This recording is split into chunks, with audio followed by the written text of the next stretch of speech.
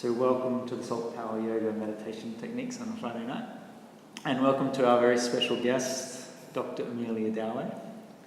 Emilia is a surgeon, an entrepreneur, a yoga teacher, and the founder of the Centre for Personal Renewal. So, Emilia, do you want to tell us a little bit about the Centre for Personal Renewal before we get going into the meditation? Yeah, first we'll start there and then we'll get into how you use meditation in your everyday. But let's start with the Centre for Personal Renewal. The Centre for Personal Renewal came about over years of practicing surgery and learning different things from my patients, what their needs are. So there's 3 pillars for the Centre for Personal Renewal. I'm a surgical oncologist and a general surgeon, and I treat a lot of breast cancer patients. And I find that in this part of Australia, regional Australia, that a lot of women aren't offered breast reconstruction, which is very important for their to move on with the quality of their life after they survive breast cancer. So the first pillar is reconstruction. The second pillar is restoration, which has to do with some of the side effects of treatment. Again, diminishing quality of life. And then the last pillar is reconnection, which is the yoga and mindfulness aspect. Because what we all share as humans is illness. We all will experience illness, whether it's just something as minor as the flu, or it can be something as major as cancer, or something, an accident, or anything like that. But we all will have some type of physical or even mental suffering. So I came into so that's a little bit about the Center for Personal Renewal. We won't concentrate on that too much. But I'm not a meditation teacher. I am a yoga teacher, but I do practice meditation. I kind of came into meditation by accident. I've tried to practice it many times throughout life for a few minutes. You know, the thoughts coming and going, and it's like, okay, I did it for 3 minutes, 5 minutes. So when I moved to Australia, I wanted to do a silent retreat, just kind of go away, do some yoga, maybe do some journaling in a very serene place. A friend of mine said, oh, you should go to a Vipassana center and do your silent retreat. What she didn't tell me was that it was a meditation course. So when I got there, they asked for my mobile phone, my car keys, all my valuables to be put away. And you have to apply for the course, but I didn't really read into detail. It just said, can you follow the rules, the disciplines, which is like don't kill, don't steal, basically the 10 Commandments. I was like, well, yeah, of course I can do those things. It's like, this is kind of silly. So I got there and I went to my room, and on the schedule, you wake up at 4 in the morning and you meditate. Basically, out of a 12-hour day, you meditate for 10 hours. So for somebody who's only probably meditated ever for 5 minutes, the 10 hours is a little bit much. All vegetarian, no alcohol, and I do like my glass of wine in the evening sometimes. And no talking to anyone else, and no looking at them, no gesturing. There's no writing, no reading, no yoga, no exercise, other than you can walk the grounds. So then it was like, yeah, okay, I can do this. I'm being competitive. I can do this. But it was one of the best experiences of my life, and it's something that I look forward to doing it again. So the reason it's 10 days, Vipassana means insight. It's the form of meditation that the Buddha, and I say the Buddha because all of us can be Buddhas, someone who is enlightened, but the Buddha who he's not the founder of Buddhism, so he didn't develop a religion. He developed a practice to help people eliminate suffering in their life, which is basically enlightenment or nirvana, as some people would say. And it's just a method, a practice where you can eliminate mental and physical suffering. And it's 10 days because that's the minimum that you have to do in order to learn just the basic principles so that you can practice it on your own. So, and they're all free, the courses. They're all over the world. There's about 155 centers, and it's in 55 languages, and it's a great experience. So if you have that opportunity, or if you're interested in that, you should Google it, and they have beautiful centers here in Australia. So tonight, I'm going to read a little bit about a little story that I like that my teacher read to me when I started meditating. Meditation for me helps me to be extremely focused. And sometimes in surgery, most of my surgeries are very routine, but occasionally I'll have a case that's a little bit out of the ordinary. It's very tough. Maybe things aren't going as smoothly as I'd like, and it helps me to stop for a moment and take a deep breath. Sometimes it helps me to leave the operating room, go to the bathroom, get a glass of water or something, come back, and it gives me a fresh perspective on what's happening in the case. Now, the nurses and everybody don't know that that's what I'm doing, but when I have really something difficult and I have to make choices in the operating room, then I need to really be focused and clear.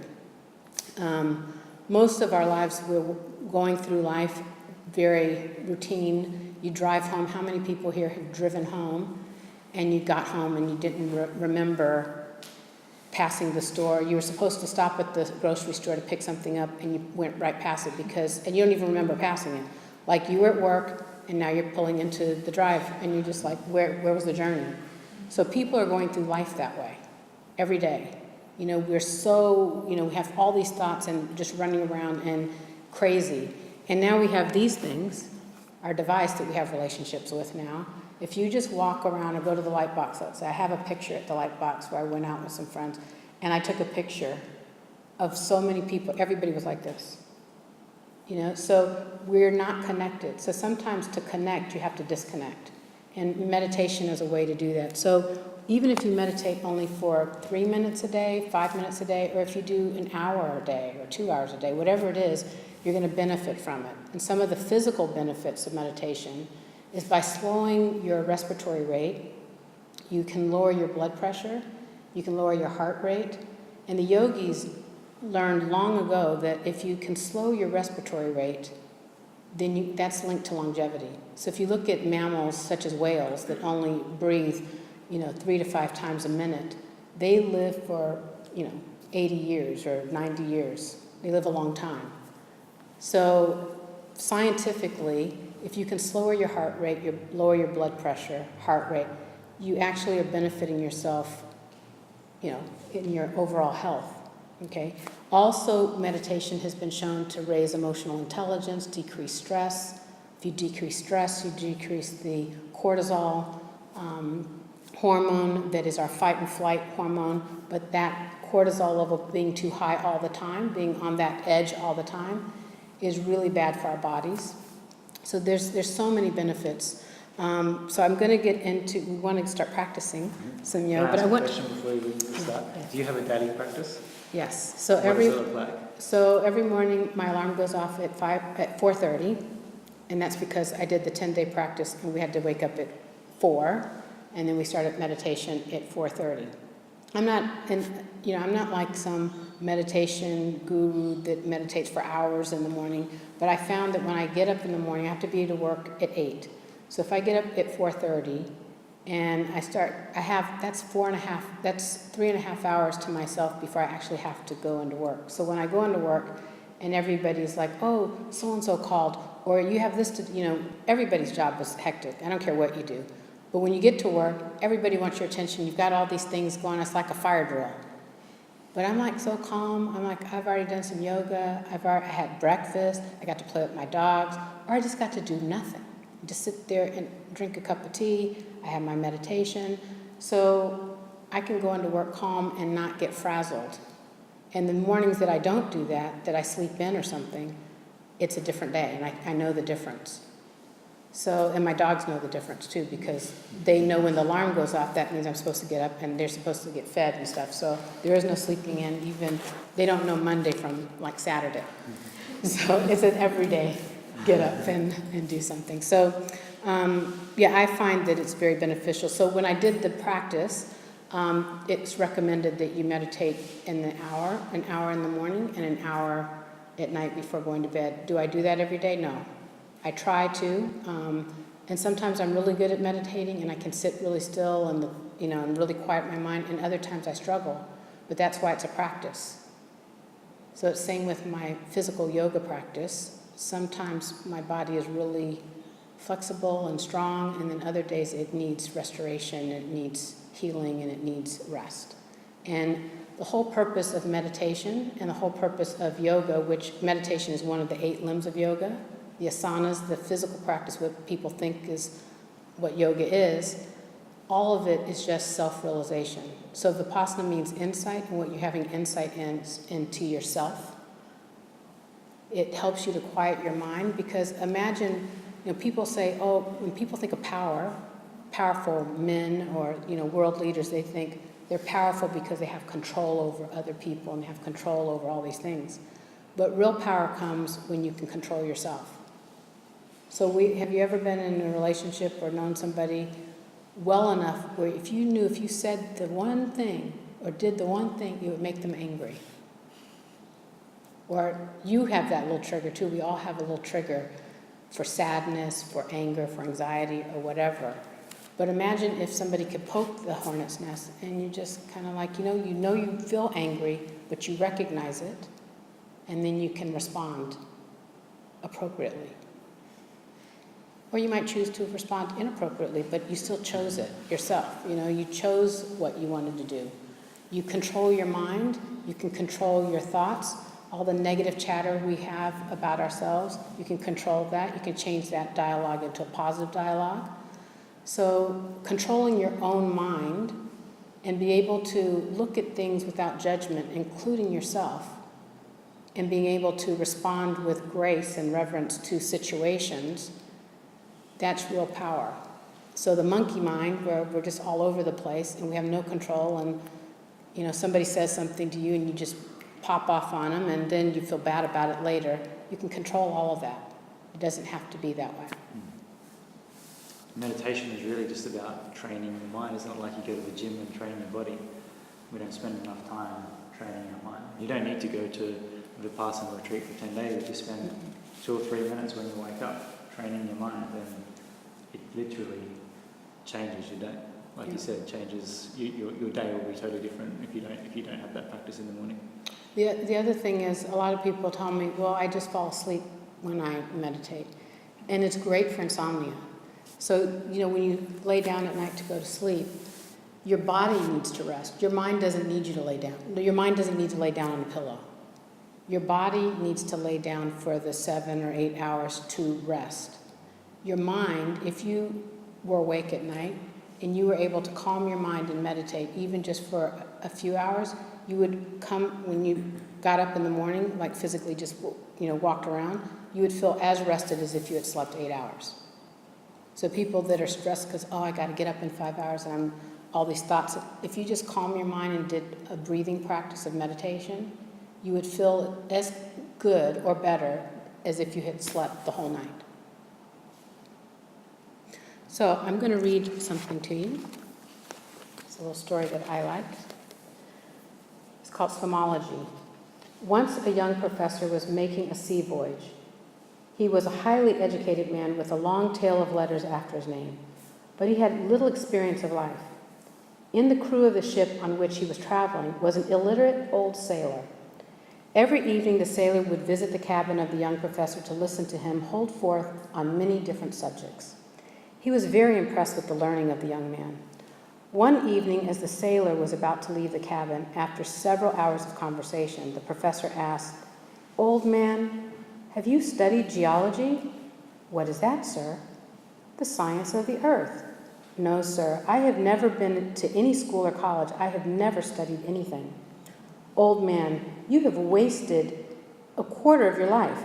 With a long face, the old sailor went away. If such a learned person says so, certainly it must be true, he thought. I have wasted a quarter of my life. Next evening, again, as the sailor was about to leave the cabin, the professor asked him, "Old man, have you studied oceanography?" "What is that, sir?" "The science of the sea." "No, sir, I have never studied anything." "Old man, have you wasted half your life?" With still a longer face, the sailor went away. "I have wasted half my life. This learned man says so." Next evening, once again, the young professor questioned the old sailor. "Old man, have you studied meteorology?" "What is that, sir?" "I have never even heard of it."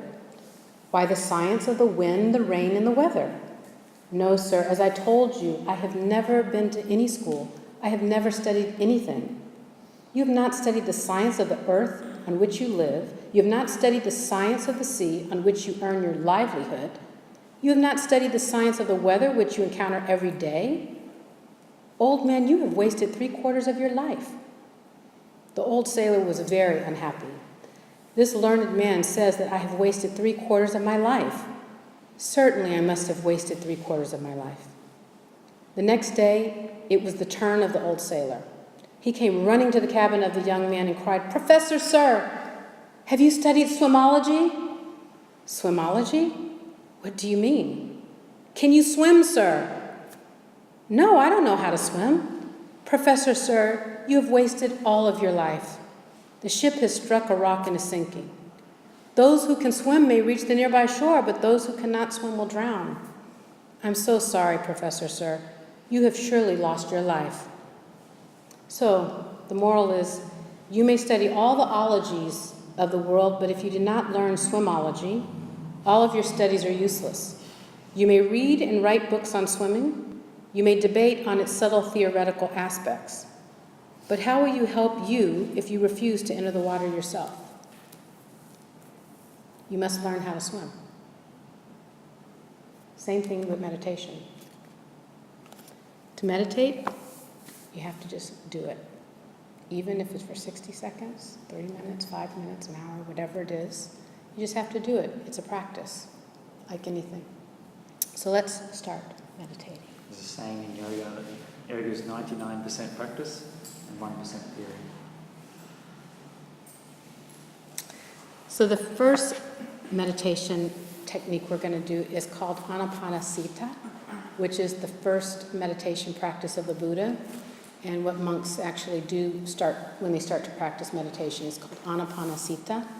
So what we're going to do is we're going to just take our focus to the tip of our nose. Just look at the tip of your nose. And I want you to then close your eyes. And I just want you to focus on the triangle that's created between the tip of your nose and the upper lip and your nostrils. I want you to take a deep breath in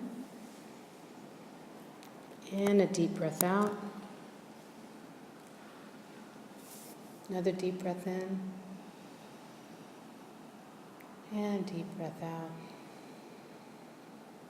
And I want you to bring your awareness to your breath, and I want you to see how your breath enters your nostrils.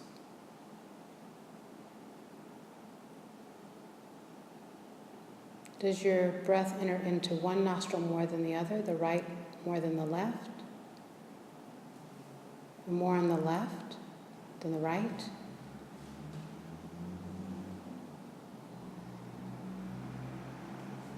Or does the breath enter both nostrils at the same time?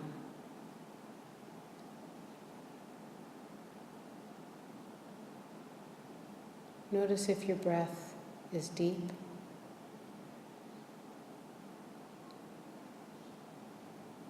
or is your breath shallow?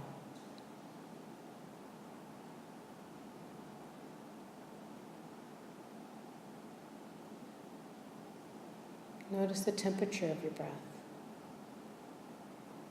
Is the air cool when it enters your nostrils?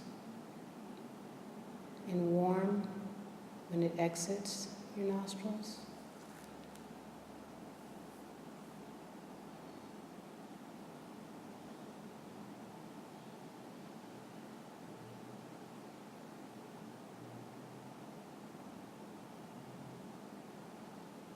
Notice the breath on your upper lip.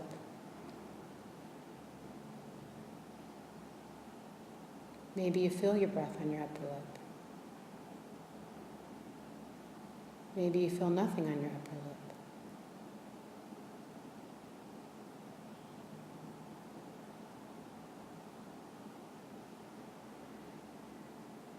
Do you feel a tickle on your upper lip? Is the breath warm or cold?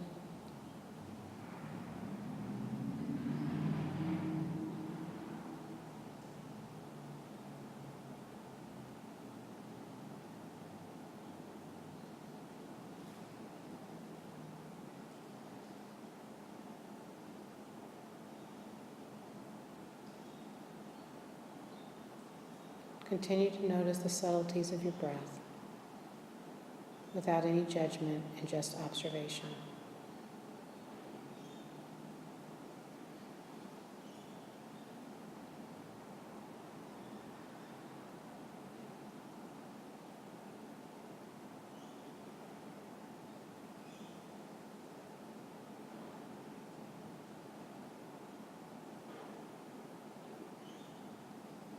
Only focusing on the tip of your nose, your nostrils, and the upper lip.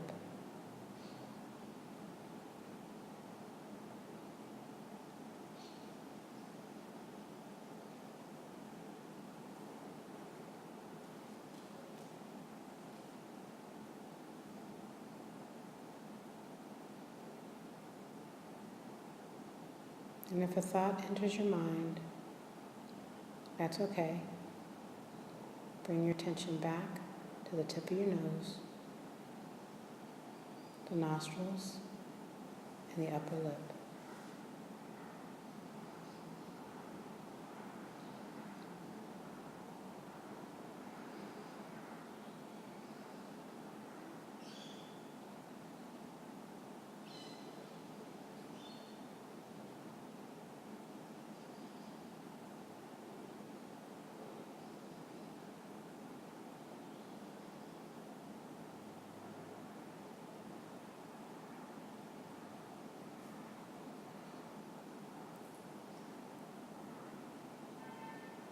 As you breathe in and you breathe out, notice an involuntary pause between your inhalation and exhalation, and an involuntary pause between the exhalation and inhalation.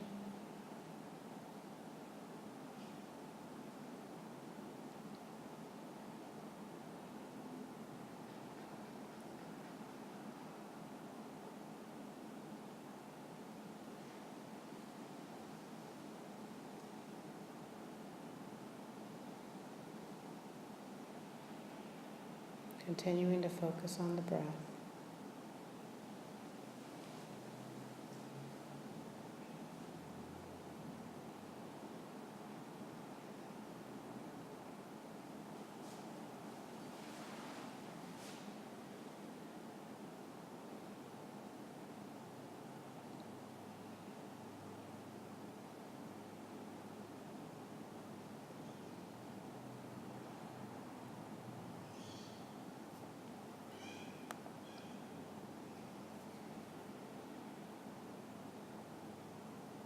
Slowly open your eyes.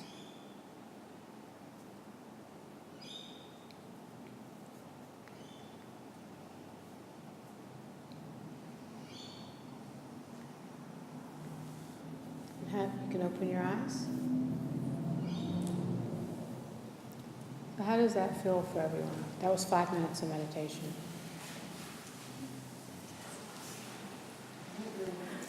That felt like it was, yeah. And I actually haven't felt that relaxed sitting up meditating, so I normally lay down. Mm-hmm. But just focusing on that triangle and what you were saying, following your instructions. So the Anapanasati is the first part of learning Vipassana meditation, so we do that for 3 days, for 10 hours. But the good thing is, over time, your thoughts stop coming. You just don't have any more to give. They just stop around day 4.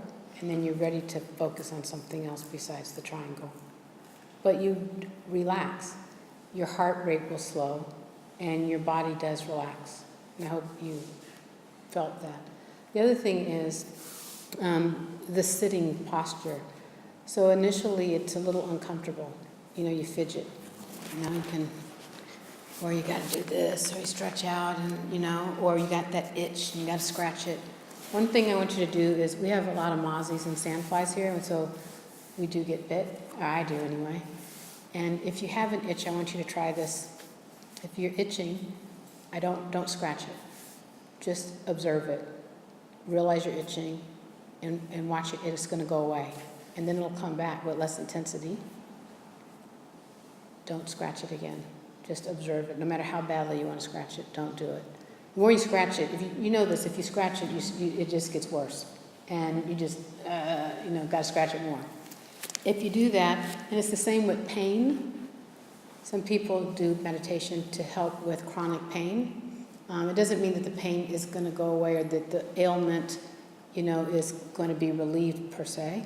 But how you respond to it, if you can look at it from an outside point of view, as an observer of it, and not react. So because you don't react to it and don't feed into it, the next time it arises, it's not as intense until you don't react to it at all. Like it doesn't do anything. So try that with something as simple as an itch. So did anything come up for anybody else? This is interactive participation. Did you have something? No? Yeah, your legs will get numb. You might get a little bit of ache and pain. I don't know if any of you have ever done the yin yoga, where we hold the poses for 3 to 5 minutes, and then after it feels good when you're in the pose after a while, and then when you come out of it, you're just kind of like 100 years old, creaky joints. It's kind of like that when you're meditating sometimes. But we recommend when you meditate that you sit up in the most comfortable position. And if sitting on the floor cross-legged is not comfortable, like some people have some knee issues, this may not be the best position. Sitting like you're sitting is good. You can sit with one leg up like this, or sitting in a chair. Sometimes I sit up in bed, I prop all my pillows behind me, and I lean against the headboard, or I'll put my legs out in front. Whatever position I can be in that I can sit still and not fidget. And once I choose that position, then I don't fidget. And if I start to have discomfort, I observe it, and then I go back to my focus, scanning of my body or whatever, if I'm focusing on my breath or whatever. So that meditation technique is one of the basic meditation techniques of focusing on the breath. It's easy and you can do it anywhere. And I do it at work a lot. Not a lot, but but sometimes people will say, oh, are you frustrated or something? Sometimes I just catch myself. I just take a deep breath automatically, like just to, and then get back to whatever it is I'm doing. Not necessarily operating, but just maybe I go in my office, I'm getting ready to dictate a note, or I'm getting ready to make a phone call, whatever. Just take a deep breath. And then it just helps me get back into it. And I do it now just unconsciously. Other people recognize it and they think, oh, are you frustrated or angry about something? No, just taking a deep breath, So that's something you can do anywhere. The next meditation technique, which is why we have candles, is something called candle gazing. So that's another thing you can do. You can bring your candle a little closer to you, just don't burn the mat. Lights off? Huh? The lights off? Yeah.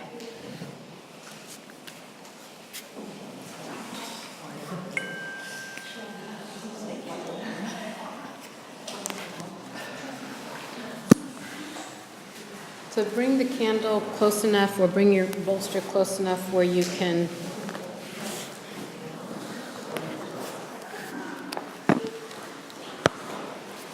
If anyone has a bad neck, I'd suggest putting it up on a block. Looking down. Anyone on the block? Yeah, we can bring the candle up.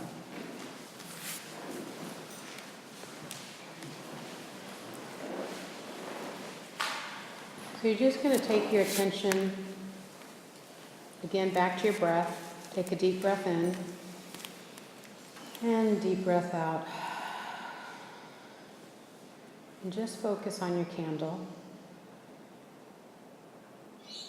observing the flicker of the flame.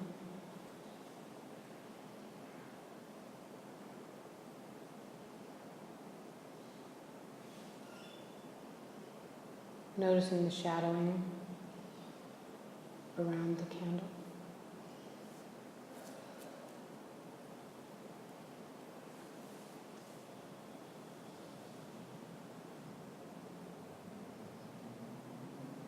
And as you continue to have slow, even breath,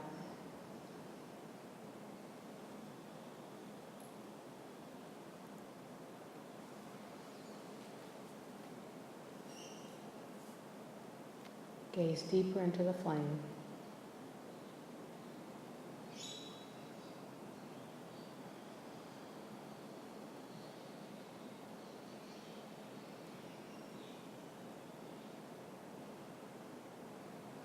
You can even let your gaze go out of focus a bit.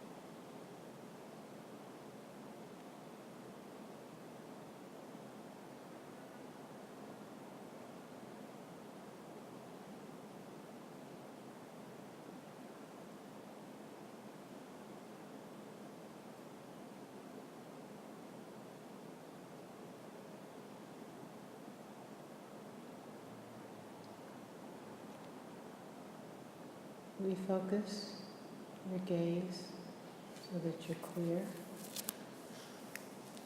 Focus back on your breath.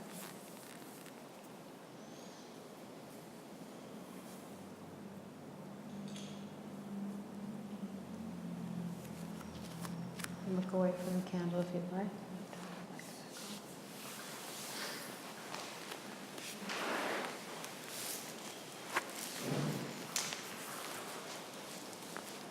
So the candle gazing is one technique, but you can use any object to focus your attention on, observing the object. I like the candle because it's flickering, and sometimes candles can be kind of mesmerizing. And you know, when you stare at something long enough, then your focus comes and goes, and so that can be kind of relaxing as well. But that doesn't resonate with everybody. And whereas before, when I did the breath meditation, I could actually speak in, you could stay relaxed, concentrate on your breath, and you could be guided through that. Whereas if I had spoken to you through that, I would have startled you. Either startled you because you were so focused on the flame, or I would have startled you because you were thinking of something else. Like, I'm sure maybe some of you had thoughts coming and going. But that's a good technique to use as well if there's an object or something that you want to use. Could be anything, it doesn't have to be a candle. So next what we'll do is we will close our eyes.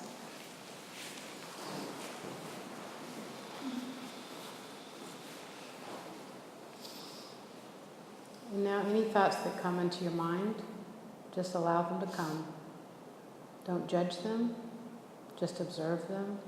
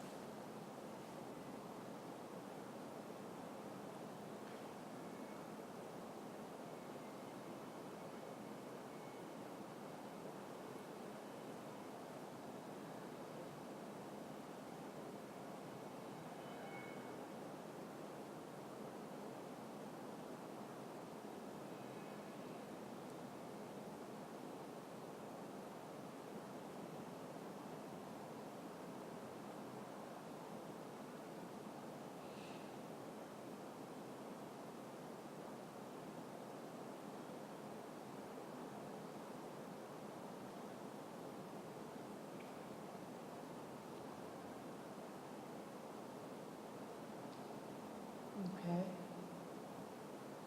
Opening our eyes.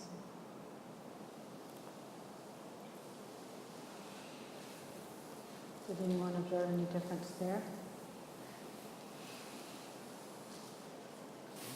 So we're getting close to the hour mark. So I hope you guys enjoyed that, found some benefit from it. I know that candle gazing is very strange, or focusing on the breath in a little triangle is odd. You know, if you go out of here and people say, well, how was your meditation class? Well, we gazed at a candle flame, and it sounds a little strange, but these are just methods